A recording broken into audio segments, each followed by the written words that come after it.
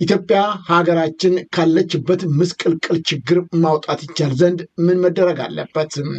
ከጊዜ ወደ ጊዜ እየከፋ የመጣው የኢትዮጵያ ውስብስብ ችግሮች ዛሬም መቋጫ አላገኙም።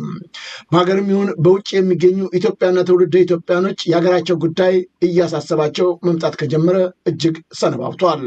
በተለይም በህወሓት ከ7 ዓመታት አገሪቱን ገዝቶ ከለቀቀ በኋላ ብልጽግና የሚባለው ተቋም ወይም ድርጅት ከተቋቋመ ጀምሮ የኢትዮጵያ ችግር እጅግ ከባድ ሆኗል። ከድጡ ወደ ማጡ የገባንበት እንቅስቃሴ ነው የሚስተዋለው። ከዚህ ችግር መውጣት የምንችለው ደግሞ ሁላችንም በጋራና በአንድነት ስለ ሀገራችን ጉዳይ ስንመክርና ስንሰራ መሆኑ የግድ መሆኑ ታውቋል። ስለሆነም ዛሬ ይዤላችሁ የመጣሁት እንግዶቻችን ኢትዮጵያን ማዳን የምንችለው በጋራና በአንድነት ሆነን መስራት ስንችል ነው ይላሉ። ይህንንም በተመለከተ በዓለም አቀፍ ደረጃ ይህንን ትልቅ ተቋም መስርተዋል። ኢትዮጵያን ካለችበት ምስቅልቅልና ችግር ማውጣት ይቻል ዘንድ በጋራ እንስራ፣ ኢትዮጵያ ሀገራችንን እናድን ብለዋል። በርካቶች ተሰባስበዋል። ቁጥራቸው በጣም የበዛ በአጠቃላይ ከቤኒሻንጉል ክልል ውጭ የተሰባሰቡ የሁሉም ክልል ብሔረሰቦች ይገኙበታል። በዚህ ማህበር ውስጥ ይህ ምክር ቤት ትልቅ ስራዎች ነው እየሰራ የሚገኘውና ስለዚህ ይህንን በተመለከተ ዛሬ እንግዶች ይዤላችሁ ቀርብ ያለው ከነዚህ እንግዶች ጋር የምናደርገው ውይይት እንድትከታተሉ ከወዲሁ በማክበር ጋብዛለሁ። ታዲያ ይህ ዝግጅት በተቻለ መጠን ለሌሎች ተመልካች አድማጮቻችን ይደርስ ዘንድ በእናንተ በኩል የሚጠበቅባችሁ ዝግጅቱን ሼርና ላይክ ማድረግ ነው።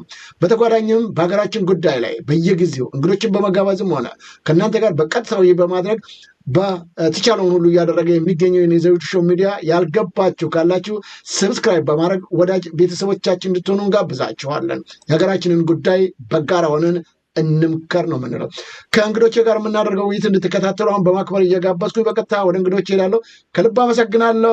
እንግዶቼ ለዚህ ለዘውዱ ሾው ሚዲያ የሀገራችሁ ጉዳይ አንገብግቧችሁ ኢትዮጵያን እናድን በሚል በመሰባሰብ ታላቅ ስራ እየሰራችሁ እንዳለ ይታወቃልና በቅድሚያ ታላቅ አክብሮት አለኝ ስለምታበረክቷቸው ለሀገራችሁ ስለምሰሯቸው ስራዎች። ዶክተር እስማኤል እንደዚሁም ኢንጂነር መስፍንና አቶ መኮንን ደያሞ እንግዲህ በአሜሪካ ግዛት ነው የሚገኙት። ተመልካች አድማጮቻችን ዶክተር እስማኤል ለረጅም ዓመታት ከ40 ዓመት ያላነሰ በውጭው ዓለም ኖረዋል። ኢንጂነር መስፍንም እንደዚሁ ከ12 ዓመታት በላይ በውጭው ዓለም ነው ያሉት። አሁንም መኮንን ደያሞም ከ35 ዓመት እንግዲህ ረጅም ዓመታትም በውጭም ቢያስቆጥሩም ዛሬም ግን የሀገራችን ጉዳይ ያሳስበናል ብለው እውቀታቸውን ልምዳቸውን ሊያካፍሉን መጥተዋል። አሁንም በድጋሜ በጣም አመሰግናለሁ። ጤና ይስጥልኝ። ሰማችኋል?